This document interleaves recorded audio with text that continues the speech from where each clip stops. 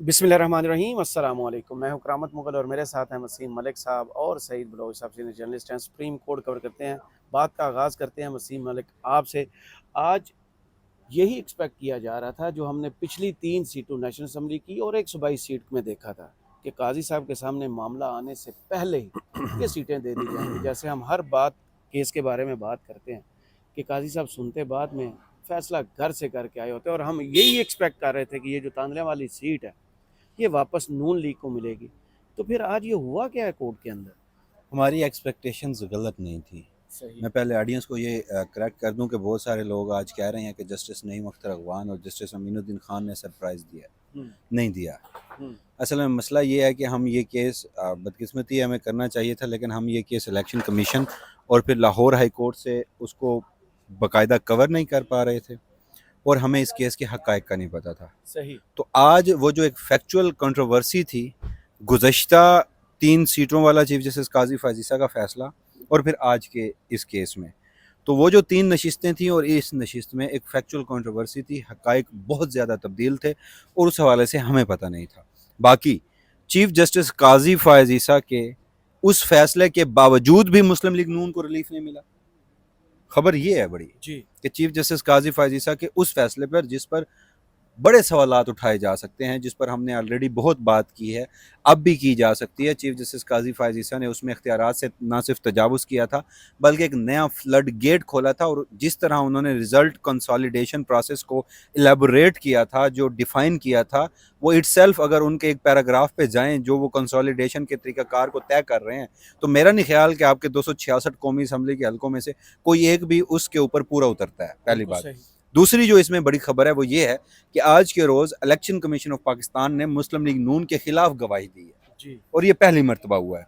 तो जो factual controversy का मैं जिक्र कर रहा हूँ वो यही थी कि जो अली गौर बलोच साहब हैं, उन्होंने आरओ को रिकाउंटिंग की दरखास्त ही नहीं दी थी। सही। बेस ही नहीं थी। बेस ही नहीं थी। और फिर आप इसमें इलेक्शन कमीशन ऑफ पाकिस्तान की मिली भगत देखिए कि आरओ को रिकाउंटिंग की दरखास्त नहीं दी, लेकिन इलेक्शन कमीशन ने बैठकर रिकाउंट खुद से कर दिया। आरओ की उस स्टेटमेंट के बाद जो उसने रिटर्न में आके इलेक्शन कमीशन को दी थी कि मेरे पास 8 फरवरी के इंतखाबात में 9 फरवरी की शाम 6 बजे तक जब मैंने रिजल्ट कंसोलिडेट कर लिए, उस वक्त तक मेरे पास कोई रिकाउंटिंग की पिटीशन अली गौर बलोच साहब की जानिब से दायर नहीं हुई थी। सही। अब ये जो अली गौर बलोच साहब एक पिटीशन लेके घूम रहे हैं, ना तो उस पर तारीख दर्ज है और ना ही उस पर सिग्नेचर है। सही। यानी ये तो तो फिर सुप्रीम कोर्ट में एंटरटेन कैसे हुई? एग्जैक्टली मैं वही बात कर रहा हूँ। इस पे जो सादुल्ला बलोच साहब पाकिस्तान तहरीक इंसाफ के रुकन है, उन्हें तो इस मामले में तौहीन अदालत दायर करनी चाहिए कि ये उन्होंने रिकॉर्ड से, ये उन्होंने अदालत में एक तो गलत दस्तावेजात दी, अदालत को झूठ बोला। आज जो अली गौर बलोच साहब के वकील हसन रजा पाशा साहब थे, ये जो बार के बड़े करता दरता बनते फिरते हैं, वो कह रहे थे कि मैं झूठ नहीं बोल रहा, हमने रिकाउंट की दरखास्त दी है, ये आरओ झूठ बोल रहा है, आरओ को बुला के पूछा जाए। नईम अख्तर अगवान साहब और अमीनुद्दीन खान ने बार बार एक बात की कि हमें ये बता दीजिए, रिकॉर्ड से साबित कर दीजिए, हमें कोई डॉक्यूमेंट दे दीजिए। वो जो चीफ जस्टिस काजी फैज़ अक्सर कहते हैं ना, कागज दीजिए, तो आज उनके साथियों ने भी कागज मांगा, वो कागज रिकॉर्ड में मौजूद नहीं था, रिकाउंट की दरखास्त नहीं थी। ये उन्हें बाद में ख्याल आया, और वरना ये क़यामत की निशानी मेरे लिए एटलीस्ट होती कि उस वक्त में मुस्लिम लीग नून का उम्मीदवार रिकाउंट की दरखास्त देता और वो एंटरटेन ना होती फौरन उस वक्त में जब ये नताइज तब्दील हो रहे थे। तो सबसे बड़ी जो फैक्चुअल कंट्रोवर्सी थी जिसमें हम, जिसकी वजह से धोखा खा गए, सरप्राइज नहीं था, ये धोखा हमने खाया। वो ये था कि हमें नहीं पता था कि इस केस में अली गौर बलोच साहब ने रिकाउंट की दरखास्त दी, क्योंकि उसकी वजह भी इलेक्शन कमीशन है कि उसने अख्तियारात से तजावुज़ करते हुए बगैर रिकाउंट की दरखास्त के 22 फरवरी को रिकाउंट किए, वोट मुस्तरद किए और अली गौर बलोच साहब को जितवा दिया। तो आज के रोज़ जब वो ये साबित नहीं कर पाए, और चीफ जस्टिस काजी फाजीसा साहब ने अपने फैसले में यही तय किया था कि रिजल्ट कंसोलिडेशन से पहले, कंप्लीट होने से पहले अगर रिकाउंट की दरखास्त आती है तो वो आरओ के पास अख्तियार नहीं है कि उसे मुस्तरद करे। आल्दो के जस्टिस अकील अब्बासी ने उसी जजमेंट में ये करार दिया था कि आरओ के पास ये अख्तियार है कि वो ये जो रिकाउंटिंग की दरखास्त है उसे मुस्तरद कर सकता है, और अगर आप आरओ से ये वापस लेते हैं अख्तियार, तो इससे आपके इंतखाबी नताइज मुतनाज़ होंगे, इंतखाबी नताइज कभी कंप्लीट ही नहीं हो पाएंगे।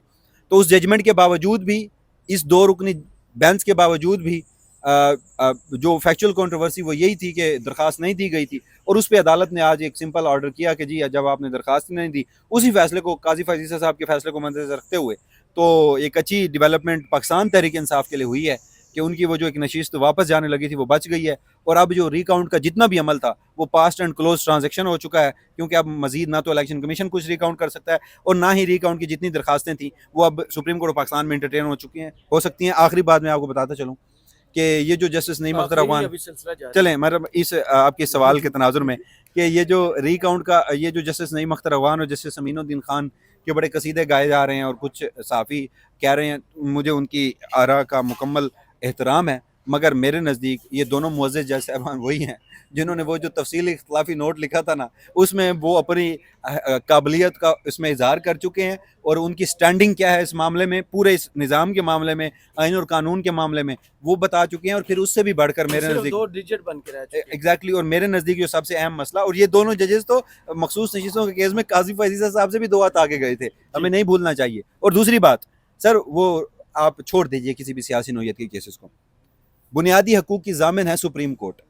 आइन के मुहाफिज हैं ये जजेस, और इन्होंने 2 जजेस ने बैठ के आज से 2 रोज़ कबल वो बुनियादी इंसानी हकूक और शख्सी आज़ादी को जिस तरह से पामाल करते हुए एक ऑर्डर ये दिया सुप्रीम कोर्ट ऑफ पाकिस्तान के इन 2 जजेस ने पाकिस्तान की खुफिया एजेंसियों को, फौजी इस्टेब्लिशमेंट को, कि हजूर आपके पास मुकम्मल राइट है, आप किसी शख्स की प्राइवेसी में इंडल्ज कर सकते हैं, उसे इंक्रोच कर सकते हैं, फ़ोन टेपिंग भी कर सकते हैं और सर्वेलेंस भी कर सकते हैं। सही, तो ये वजह है। सही। तो आज क्या वो दरवाज़ा बंद हो गया जो काजी साहब ने आर्टिकल 225 को रोंद कर खोला था, और मजीद दरख्वास्त अब नॉन लीग कोई नहीं लेके आएगी? हम तो एक्सपेक्ट कर रहे थे कि अब ये दरवाज़ा खुला है, जैसे पीटीआई ने 100 से ज़्यादा दरख्वास्तें रिकाउंटिंग दी, लेकिन एंटरटेन नहीं इलेक्शन कमीशन ने की, तो नॉन लीग के लिए तो अलग आइन और कानून था। बहुत शुक्रिया करामत मुगल साहब। पहली बात तो ये है कि आज शायद इन 2 जजेस को कोई ऐसा कोई सुराख नज़र नहीं आया जिसको तोड़ के ये दरवाजे की जितनी जगह बना लेते, और गलती इसमें नून लीग के उम्मीदवार की थी कि उसने रिकाउंटिंग की दरखास्त ही नहीं दी थी। उसने तो जो देखा होगा अगर वो बना हुआ है, रिजल्ट कंसोलिडेशन के बाद भी दे देता तो इन 2 जजेस ने कोई ना कोई राह निकाल लेनी थी, ये कन्फर्म है।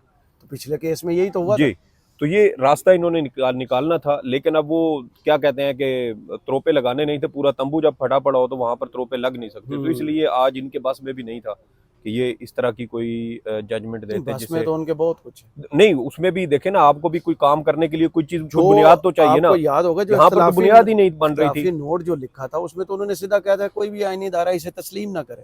देखें वो भी उन्होंने आइन से तजावुज़ किया था। मुझे ये बताएं कि आपने जो बुनियादी दरखास्त आई थी 3 रुकनी बेंच के सामने जस्टिस मंसूर अली शाह साहब के पास, उस दिन इलेक्शन कमीशन के वकील ने कहा था कि ये आर्टिकल 51 की तशरीह का मामला है, इस पर लार्जर बेंच बनाया जाए। तो उसके ऊपर अदालत ने मामला 3 रुकनी कमेटी को भिजवा दिया, उसके ऊपर बन गई फुल कोर्ट। अब फुल कोर्ट ने आर्टिकल 106 और आर्टिकल 51 इन 2 आर्टिकल्स की तशरीह करनी थी कि क्या मुतनासिब नुमाइंदगी के तहत अगर एक सियासी जमात ने अपनी जो फहरिस्त है मखसूस नशिस्तों के लिए अगर वो जमा नहीं करवाई, तो क्या वो नशिस्तें दीगर सियासी जमातों को तकसीम की जा सकती हैं, या उस कानून की खिलाफ वर्जी जो एक छोटी गलती बनती है और आइन की खिलाफ वर्जी एक बड़ा जुर्म बनता है, तो क्या उस चीज बनता है आर्टिकल 6, तो क्या वो कानून की जो खिलाफ वर्जी है उसको नज़रअंदाज करते हुए उस सियासी जमात को ये मखसूस नशिस्तें दी जा सकती हैं? इन्होंने बुनियादी सवाल तो ये देखना था। मुझे बताएं, इन्होंने जो अपना इख्तलाफी नोट लिखा है उसमें इन्होंने एक आर्टिकल 51 की तशरीह कहाँ पे की है? चले मान लेते हैं जी कि आपने high court, Peshawar high court के फैसले को बरकरार रखा है, आपने उस फैसले को बैक करने के लिए क्या आर्गूमेंट्स दिए हैं? आपके ख्याल में ये मखसूस नशिस्तें दीगर सियासी जमातों को किस बुनियाद पर मिलनी चाहिए थी? आपने इसके ऊपर एक लाइन नहीं लिखी। आपने बस ये कह दिया जी पेशावर हाई कोर्ट का फैसला ठीक है। भाई कैसे ठीक है? आप अपनी जजमेंट देना। फिर वो जो इल्जाम इनके ऊपर लगता है कि ये दस्तखती जजेस हैं, तो वो ठीक है कि आप अपना माइंड अप्लाई नहीं करते, या फिर आप इस काबिल ही नहीं है, आपकी इतनी कॉम्पिटेंसी नहीं है कि आप इस चीज का कोई इसकी बैकिंग देते। डॉक्यूमेंट्स इंग्लिश में होंगे, देखें वो एक अलग कहानी है, डॉक्यूमेंट्स इंग्लिश में होते भी हैं, लेकिन जजेस की अपनी एक बड़ी, चूँकि काफ़ी अरसा बड़ा अरसा ये वकालत में रहते हैं, तो इंग्लिश से तो बहुत अच्छी तरह ये वाकिफ़ होते हैं। लेकिन मामला ये है कि आपने जो लीगल इसमें नुकात उठाने थे, वो लीगल नुकात आपने उठाए नहीं है, और वो लीगल नुकात आपने उठाए नहीं है, उसकी बैकिंग आपने दी नहीं है, और आपने फैसला दे दिया कि ये सारा जो बल्कि जो अक्सरियती जजेस का फैसला है वो भी गैर आईनी है। और आप दीगर जजेस को भी उकसा रहे हैं, रियासती इदारों को भी उकसा रहे हैं, आप हुकूमत को भी उकसा रहे हैं कि ये जो अक्सरियती फैसला है इसको तस्लीम ना किया जाए। और फिर आप देखें कि इस नोट को बुनियाद बनाकर बिल कौमी असम्बली से और बाद में सेनेट से पास करवाया गया, सदर ने दस्तखत किए, आज वो बिल किधर है? जस्टिस मंसूर अली शाह ने जब तकरीर की, बेशक चैलेंज तो वो होगा, उसमें कोई शक नहीं है, क्योंकि वो बदनीयती और बदयांती पर मबनी है। सुप्रीम कोर्ट का ये दरवाजा आप अगर आज खोल रहे हैं तो कल को फिर कोई भी हुकूमत आएगी वो इसी तरीके से करती रहेगी। और ये आप तो पूरी जो रियासती अमूर है, आप तो पूरा ढांचा ही उसका तबाह कर रहे हैं कि सुप्रीम कोर्ट, हमने 2022 में कहा था जब डिप्टी स्पीकर कौमी असम्बली की रूलिंग के ऊपर खुद नोटिस लिया गया था कि सुप्रीम कोर्ट को पार्लियामेंट के अंदरूनी मामलात में मदाखलत नहीं करनी चाहिए। आज आप देखें कि आपने मदाखलत की, आपने डिप्टी स्पीकर कौमी असम्बली की रूलिंग का जायजा लिया, आज आपके फैसले वहां पर बेतौकीर हो रहे हैं और वहां कानून साजी के जरिए आपके फैसलों को रद्दी की टोकरी में फेंका जा रहा है। तो ये जो वो इख्तियारात की मुसल्लस का एक ढांचा आईन पाकिस्तान में दिया गया है, अब सुप्रीम कोर्ट पार्लियामान के इख्तियारात में मदाखलत कर रही है, पार्लियामान सुप्रीम कोर्ट के फैसलों को तस्लीम नहीं कर रहा, और साथ दीगर रियासती इदारे भी अगर किसी नहज पे आ जाते हैं, यहाँ से लिख के दिया जाता है और यहाँ से जजेस उकसा रहे हैं बिल्कुल। और ये देखें कि आईन पाकिस्तान में कि ये उसकी मंशा है कि सुप्रीम कोर्ट के फैसलों पर मनोवन अमल होगा। और जस्टिस मंसूर अली शाह साहब ने उस दिन जो मार्गला होटल में तकरीर की थी, उस तकरीर में उन्होंने बिल्कुल सही बात की कि इसके अलावा कोई ऑप्शन नहीं है रियासती इदारों के पास कि सुप्रीम कोर्ट के फैसले के ऊपर अमल दरामद किया जाए। ये कोई ऑप्शन या कोई चॉइस नहीं है, ये आईन पाकिस्तान की जानिब से ये लाजिम करार दिया गया है कि सुप्रीम कोर्ट के फैसलों पर अमल दरामद होगा। शाह साहब ने अपनी तकरीर में कह दिया, देखिए वो तकरीर हुई, उसके बाद उस कानून की क्या हैसियत औकात रही है, क्या उसके ऊपर इम्प्लीमेंटेशन हुई है? कानून तो आपने मंजूर कर लिया, अभी वो चैलेंज हुआ है, उसके ऊपर कोई फैसला नहीं आया, उसको कोई स्टे नहीं हुआ, तो आप इम्प्लीमेंट करवाएं। हाथ बांध दिए थे भाई मेरे। देखिए ये चीजें हैं, कुछ पैगामात भी आपको पता है पहुंच जाते हैं, जजेस डर खौफ, यार लोग 9 मई के वाकयात में जो 9 मई के केसेस थे वो हाई कोर्ट में नहीं सुनते थे। एक जज साहब थे लाहौर में, आपको याद होगा, उन्होंने पीटीआई के लोगों की जमानतें उनकी दी थी, 9 मई के जो मुलजमान थे उनको उठा के बहावलपुर फेंक दिया था। तो ये चीजें तो यहाँ पर चल रही हैं। लापता अफराद वाले 1-2 केसेस थे लाहौर हाई कोर्ट में, तो जजेस ने नोटिस किए थे, उनको उठा के किसी को बहावलपुर और किसी को मुल्तान फेंक दिया। तो ये चीजें आपको पता है कौन ये सब कर रहा है और कैसे कर रहा है। यही इसी के खिलाफ तो इस्लामाबाद हाई कोर्ट के 6 जजेस ने खत लिखा था, और वो भी काजी साहब दबा के बैठ गए हैं क्योंकि इनके चहतों के खिलाफ शायद वो खत था और उसके ऊपर ये कोई कार्रवाई करना नहीं चाहता। सही, अब लगता है कि वो दरवाज़ा बंद हो गया जिस जोड़ा जा रहा था काजी साहब की एक्सटेंशन के बारी बारी ये सीटें छीनी जाएगी, क्योंकि मखसूस नशिस्तों पे डाका नहीं पड़ सका। इधर से वो फैसला जो 8 जजेस ने दिया, उसके बाद प्रपोर्शन चेंज होगी। सेनेट का इलेक्शन अभी तक केपी का नहीं हुआ बिल्कुल, लेकिन हवा में बातें की जा रही थी कि ये आईनी तरमीम हो कर रहेगी, क्योंकि काजी साहब ने अपने आप को उसमें क्लियर अभी तक नहीं किया कि वो इस गेम का हिस्सा हैं या नहीं, वो एक्सटेंशन लेना चाहते हैं कि नहीं। इस सीट के बाद वो दरवाज़ा बंद हो गया। अच्छा, जो गुज़श्ता चीफ जस्टिस काजी फजीसा का वो फैसला जिसमें 3 कौमी असम्बली और 1 सूबाई असम्बली की नशिस्त, मैं यहाँ लफ्ज़ इस्तेमाल करूँगा, पीटीआई से छीन कर जी, जैसे डाका 8 फरवरी को डाला गया, उसमें भी चीफ जस्टिस काजी फजीसा मुकम्मल सहूलतकार थे, वो डाका फिर उसमें कंटिन्यू रहा और वो 3 नशिस्तें कौमी और 1 सूबाई असम्बली की, उस दिन ये मामला था। मगर जब आप उस केस का फैसला देखते हैं तो उस केस के फैसले के मुताबिक मेरी नाकिस राय में भी वो पास्ट एंड क्लोज ट्रांजैक्शन थी। अगर पीटीआई ये क्लेम करती थी कि शायद उनके खिलाफ 9 ऐसी पिटीशंस हैं जो इलेक्शन कमीशन में रिकाउंट की हैं, लेकिन उसका टाइम पीरियड गुजर चुका। ये सिर्फ जो सुप्रीम कोर्ट ने फैसला किया था, ये भी माजी में इलेक्शन कमीशन ऑफ पाकिस्तान के किए गए इकदामात को उन्होंने दुरुस्त करार दिया था। और फिर आज वाली रिकाउंट वाली के दरख्वास्त जो इलेक्शन कमीशन से होती हुई सुप्रीम कोर्ट तक पहुंची, वो एक आखिरी मामला था। इससे बाद अब रिकाउंट का कोई मामला दोबारा इस तरह नहीं उठेगा, और मेरा नहीं ख्याल कि किसी भी तरीके से अब पीटीआई की कोई नशिस्त कम की जा सकती है, पहली बात। दूसरा, आप चीफ जस्टिस काजी फजीसा की एक्सटेंशन का पूछ रहे हैं, मेरा पहले दिन से एक क्लियर मौक़िफ़ है और वो किसी खबर की बुनियाद पर नहीं है। वो पार्लियामेंट के नंबर गेम पे है, वो सेनेट की नंबर गेम पे है, और वो आईनी तरमीम के तरीक़ाकार पे है कि आइन के आर्टिकल 179 में आपको अमेंडमेंट करनी है और उसके लिए आपने आइन के आर्टिकल 239 को फॉलो करना है। सही। जब मैं वो देखता हूँ तो चीफ जस्टिस ने फुल कोर्ट बनाया मखसूस नशिस्तों के मामले पर। बड़े लोगों ने कहा कि ये एक्सटेंशन के लिए चीफ जस्टिस ने कहा, मैंने उस दिन भी वीडियो करके यही गुजारिश की थी, बल्कि ट्वीट भी किया था कि मेरे नज़दीक एक्सटेंशन दूर दूर तक नहीं है। सुप्रीम कोर्ट के दीगर जजेस क्या सोच रहे हैं ये मखसूस नशिस्तों के मामले में आपको जब फैसला आएगा तब पता चलेगा। 12 जुलाई के फैसले को हमने देखा, फिर जब गुज़श्ता चीफ जस्टिस काजी फायजीसा का फैसला आया तब ये सारा मामला हुआ। उस दिन फिर मैंने बाकायदा नंबर गेम अपने वीडियो में बताई, मैं आपके व्लॉग में भी रख देता हूँ। जो 3 नशिस्तें पाकिस्तान तहरीक इंसाफ से छीन कर नून लीग को दी गई थी, उसके बाद मैंने जब नंबर काउंट किया तो मुझे पार्लियामेंट में 212 मिला मुस्लिम लीग नून और अलाइज गवर्नमेंट का। 12 मजीद आपको चाहिए। सही। और जो 212 मैंने गिने उनमें से हुसैन इलाही साहब ओथ लेकर तब से आज तक मुल्क में नहीं है। वो इतलात ये हैं, उनके करीबी लोग ये कहते हैं कि वो गालबन शायद मुल्क ही छोड़ गए, वो भी उन 212 में शामिल है। 2 ऐसे लोग हैं जो पीटीआई बैक्ड जीते थे। इलेक्शन कमीशन ने उनका नोटिफिकेशन निकाला, एक का ताल्लुक गुजरात से है, उनका नोटिफिकेशन निकाला कि उन्होंने मुस्लिम लीग काफ जो शुजात ग्रुप को ज्वाइन किया। एक एमएनए है, वो पीटीआई बैक्ड ही जीते थे, उनका ताल्लुक क्वेटा से है, उन्हें पीएमएलएन में शामिल करके ईसीपी ने नोटिफिकेशन निकाल दिया। आज भी वो दोनों हजरात गवर्नमेंट के बेंचेस पे बैठने की बजाय अपोजिशन के बेंचेस पे बैठते हैं, और आज भी वो कहते हैं कि वो पीटीआई का हिस्सा है। मैंने इन 3 लोगों को भी शामिल करके 212 काउंट किया, मजीद 12 लोग चाहिए, कहां से आएंगे? मखसूस नशीस्तों के मामले को मैं पहले दिन से वही देख रहा हूँ, वो डिफेक्शन क्लॉज लगती है। पीटीआई अब एक पार्लियामानी पार्टी है, डिफेक्शन क्लॉज लगेगी तो कॉन्स्टिट्यूशनल अमेंडमेंट में आपको वोट करने का राइट नहीं मिलेगा। कॉन्स्टिट्यूशनल डिफेक्शन क्लॉज 63 का फैसला अभी तक इनफील्ड है। काजी साहब ने आल तो लगाने की कोशिश की, उसमें वो कामयाब नहीं हो पाए। अब उसके मुताबिक जो आपका बजट होता है, आपके वजीर आजम के इंतखाब है, वजीर आजम के खिलाफ अदम एतमाद और कॉन्स्टिट्यूशनल अमेंडमेंट है, 4 मौकों पर डिफेक्शन लगती है। अच्छा, मखसूस नशिस्तें हर सूरत आप डिटेल जजमेंट आने दें, इन्हें अमल दरामद करना पड़ेगा, पीटीआई को देनी पड़ेंगी। चलें for the sake of argument मैं ये मान लेता हूँ कि वो पीटीआई को नहीं मिलेंगी, गवर्नमेंट फैसले पर इंप्लीमेंटेशन नहीं करेगी, तो भी आप वो मखसूस नशिस्तें हुक्मरान इत्तेहाद को नहीं दे सकते। तो 12 नशिस्तें कहाँ से पूरी होंगी मुझे तो नजर नहीं आ रहा, पहली बात। दूसरी बात, आप इसमें ये ले लीजिए कि सेनेट केपी के इंतखाबात नहीं हुए। अच्छा, याद रखिए कि ज्वाइंट सेशन में भी ये कॉन्स्टिट्यूशन अमेंडमेंट नहीं होगी, सिंपल लेजिस्लेशन से भी नहीं होगी, उसके लिए कॉन्स्टिट्यूशन अमेंडमेंट और दोनों हाउसेस से क्लियर 2/3 मेजोरिटी।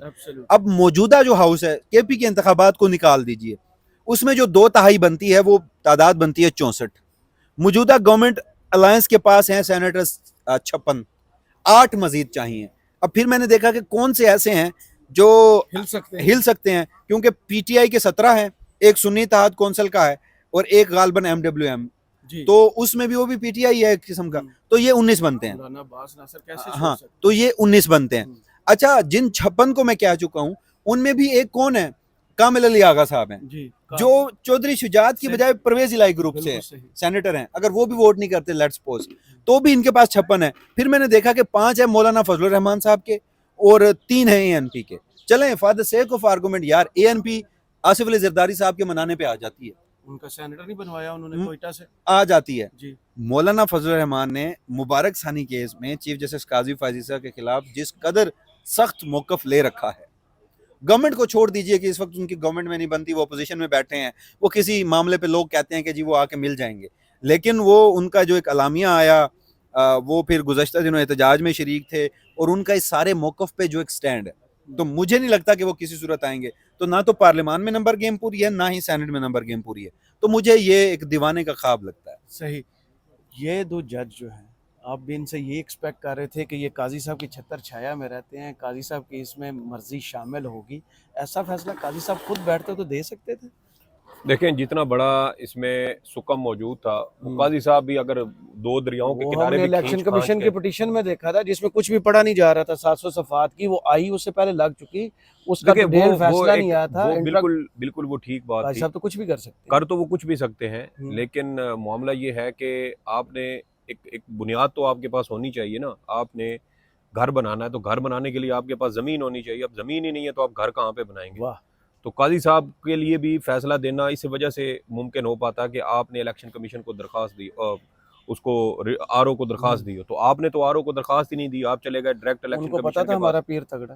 देखें यही बात है, ये एक बड़ी अच्छी वजह हो सकती है। अभी 2 दिन पहले लाहौर के सीनियर सहाफ़ी हैं माजिद निज़ामी साहब, उन्होंने ये बात की थी कि नून लीग के बहुत सारे लोगों को ये कहा गया कि आप रिकाउंटिंग में आ जाएं, आपकी सीटें हम आपको वापस दिलवा देते हैं। तो कुछ ऐसे अभी भी बाज़मीर लोग मौजूद हैं जिन्होंने इनकार कर दिया, उन्होंने कहा कि नहीं, हम हारे हुए ही अच्छे हैं।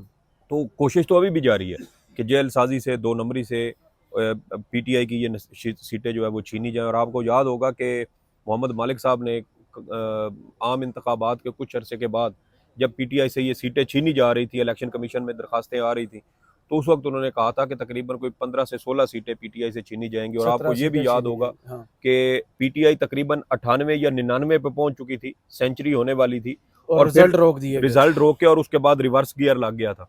और ये कहा गया था कि एस्टेब्लिशमेंट ने ये फैसला किया है कि पीटीआई की सेंचुरी नहीं होने दी जाएगी। और फिर हमने देखा कि वो इलेक्शन कमिशन का ऑर्डर आना, न्यूज़ पे प्रॉपर उसको एंटरटेन 3 घंटे की कमीशन का 4 घंटे के लिए गायब, वो 3-4 घंटे गायब रहे। जब वो गायब रहे तो उसके बाद जब वो बाहर आए और अचानक पता चला कि इलेक्शन कमीशन की जानिब से ये स्टेटमेंट आई, एलामिया रात को जारी हुआ था कि जो नताइज टीवी चैनल्स पर चलाए जा रहे हैं वो सच नहीं, वो सच नहीं है। जो नताइज टीवी पर आ रहे हैं वो ठीक नहीं है। इलेक्शन कमीशन असल नताइज जो है वो जारी करेगा। और उसके बाद आपको याद होगा कि शाहजेब खान ज़ादा साहब बैठे हुए थे उस लाइव ट्रांसमिशन में, और उन्होंने इलेक्शन कमीशन को चैलेंज भी किया था कि हमारे पास जो नताइज आ रहे हैं, हम इस पर इलेक्शन कमीशन को चैलेंज करते हैं कि वो हमारे साथ आए, हमारे पास बैठे और आके हमारे जो नताइज है इनका जायजा ले। तो सुकम तो उसी वक्त जो वो समझने वाले लोग थे वो समझ गए थे कि 4 घंटे तक आप बगैर प्रोटोकॉल के, जब आप अपने ऑफिस से घर तक जाना हो तो खरीदन गए सुनो जेड़ा चेंज नहीं, मैं उस वक्त चूंकि वो इलेक्शन कमीशन करता था, तो होता ये था कि बाकायदा रेंजर जो है एहलकार वो अलर्ट हो जाते थे ऐसे बिल्कुल कमांडो एक्शन में, और किसी को इवन के जो मीडिया के नुमाइंदे इलेक्शन कमीशन में मौजूद होते थे उनको भी प्रेस रूम के अंदर भेज दिया जाता था कि यहाँ से बादशाह सलामत ने गुजरना है, तो आप जरा अंदर चले जाएं, बाहर ना निकलें। तो ये सिचुएशन थी। और रात को एक ऐसी सूरत हाल में जहाँ पर आपको ये खतरा हो कि हंगामे हो सकते हैं, क्योंकि सियासी कारकुनान आरओ ऑफिस और शहर में इधर उधर वो जो जीत जाते हैं, कामयाब होते हैं, वो अपने जश्न मनाते हैं, तो आपके ऊपर तो हमले का भी जो है वो अंदेशा था। और आप इस सूरत हाल में बगैर प्रोटोकॉल बाहर निकल गए, अकेले गए, गाड़ी में गए और किसी को नहीं बताया। 4 घंटे बाद आप वापस आए और अचानक जो नताइज आ रहे थे उनके आगे फुल स्टॉप लगा और आपने कहा कि नताइज अब हम जारी करेंगे। और जब आपने नताइज जारी करना शुरू किए तो सारी चीजें रिवर्स होना शुरू हो गई। और आप देखें कि आज भी पीटीआई ये कहती है कि हमारी कम से कम 180 सीटें बनती थी और हमें 80-81 सीटें दी गई हैं, और हमारी 100 से ज़ायद सीटें इस वक्त भी इलेक्शन कमीशन ऑफ पाकिस्तान ने जेल साजी के जरिए हमसे छीनी हुई हैं। तो अब ये ट्रिब्यूनल में मामला जाएगा, लेकिन उसमें भी जुल्म ये है कि अब काजी साहब ट्रिब्यूनल वाला मामला जो है वो भी लेके बैठे हैं। अब ये हामिद खान साहब आए नहीं गुज़श्ता समात पे।